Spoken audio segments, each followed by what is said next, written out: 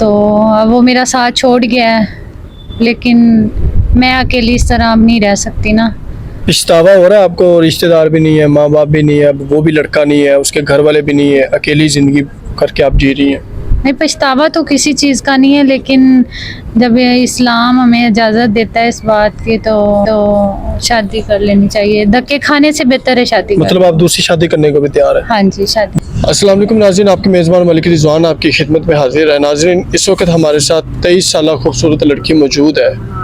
इनकी कहानी इतनी दर्दनाक है, जो इनके वालिदैन हैं वो एक हादसे में इंतकाल कर जाते हैं और भाई बहन वो भी अपने अपने घरों में अपनी ज़िंदगी को गुजार रहे होते हैं। तो जाहिर सी बात है, जब अकेली एक बेटी जब बेसहारा हो जाए तो जाहिर सी बात है दर बदर की ठोकरे पर मजबूर हो जाती है।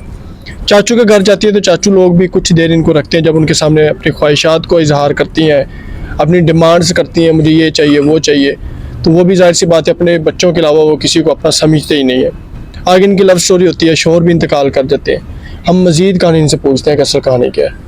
अस्सलाम वालेकुम। वालेकुम अस्सलाम। आपका नाम क्या है? महविश मेरा नाम है।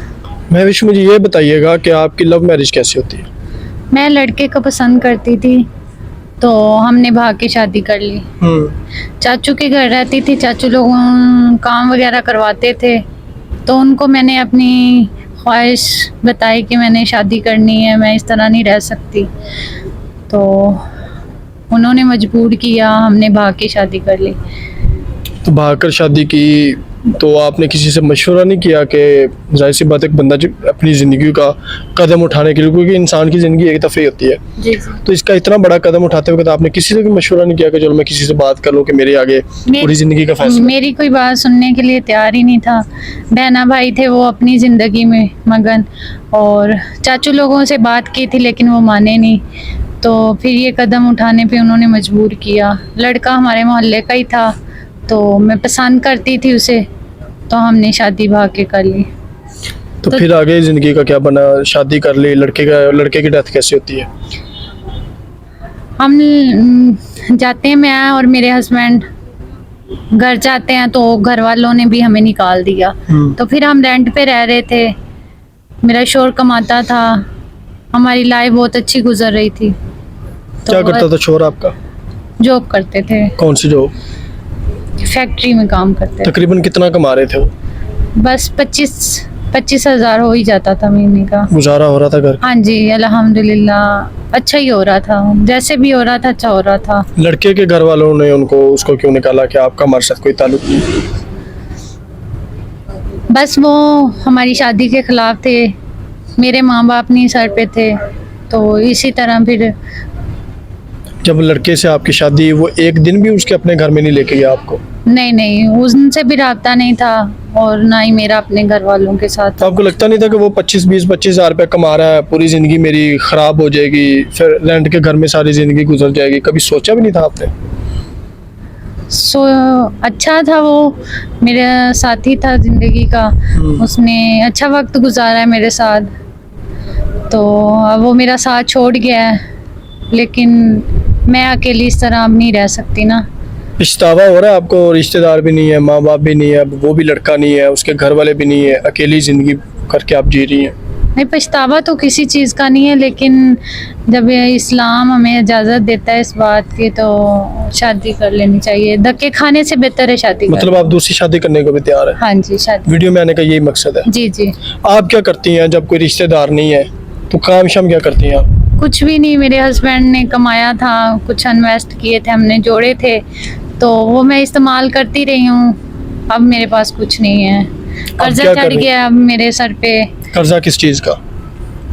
रेंट पे रह रहे थे, जारी सी बात है, तो मेरे पास जो थे वो मैंने खर्च कर लिए, लेकिन अब मजीद मेरे पास कुछ नहीं है और रेंट भी मेरे सर पे काफ़ी ज़्यादा हो गया। अल्लाह ने आपको खूबसूरत बनाया हुआ, अभी उम्र भी आपकी इतनी ज़्यादा नहीं है, तो आपके पास पाकिस्तान में कोई बंदा नहीं है जो आपसे शादी कर ले या जिसको आप एक्सेप्ट कर ले या कोई आपको एक्सेप्ट कर ले? नहीं, इस तरह नहीं मैं करना चाह रही शादी। किस तरह करना चाह रही?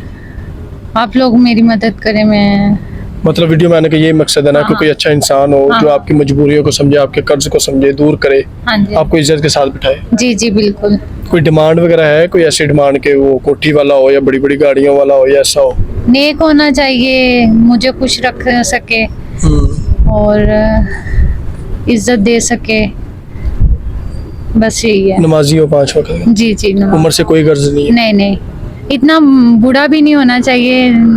मैं कौन सा इतनी बड़ी बूढ़ी हो गई हूँ, बस हालातों ने, परेशानियों ने ये हाल कर 30-35 साल तक हो वो।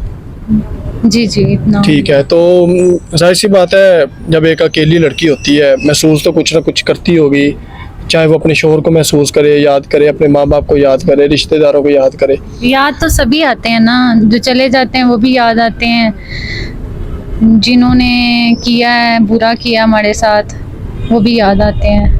कभी बद्दुआएं नहीं देती कि उन्होंने हमारे साथ गलत किया तो अल्लाह ताला उनको इसका अंजाम दे, इनका उनको अल्लाह हदायत दे। मैं दुआ करती हूँ कि अल्लाह हदायत दे सब लोगों को, कि वो सबको समझें, जो भी मुश्किल में है उनको समझें और अपने ख्याल रखें अपने। नमाज पढ़ती हैं 5 वक्त की? जी जी अल्हम्दुलिल्लाह। दुआ भी करती होंगी अल्लाह से कि अल्लाह ताला मेरे लिए कोई अच्छा सबब बना दे। जी जी तो शायद आज हमारे चैनल के तवस्सुल से आज आपकी दुआ अल्लाह ने सुन ली हो जी जी। और ज़रूर आपके लिए कोई ना कोई एक अच्छा इंसान होगा जो आपकी मजबूरियों को समझे, आपके हालातों को दूर करे। 50-60 हज़ार रुपये मेरे ख्याल है कर्ज कोई इतनी बड़ी बात नहीं है, जहाँ पर इनको इज्जत मिल जाए। कोई शख्स इनको अगर कर्ज उतारता भी है तो वो यही समझ के उतारे कि इसने कल को मेरे घर में आना है, मैं इनको अपनी इज्जत बनाऊँ। कोई पैगाम देना चाहती हूँ उन लोगों के लिए जो नफरत करते हैं बेटियों से?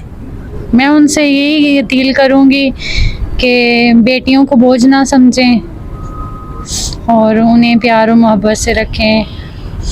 जो भी उनकी दिली ख्वाहिशें हैं पूरा करने की कोशिश करें। बेटे अजीज़ होते हैं तो बेटियों को भी अजीज़ रखें। अगर बेटा शादी कर लेता है तो माँ बाप को चाहिए कि समझें।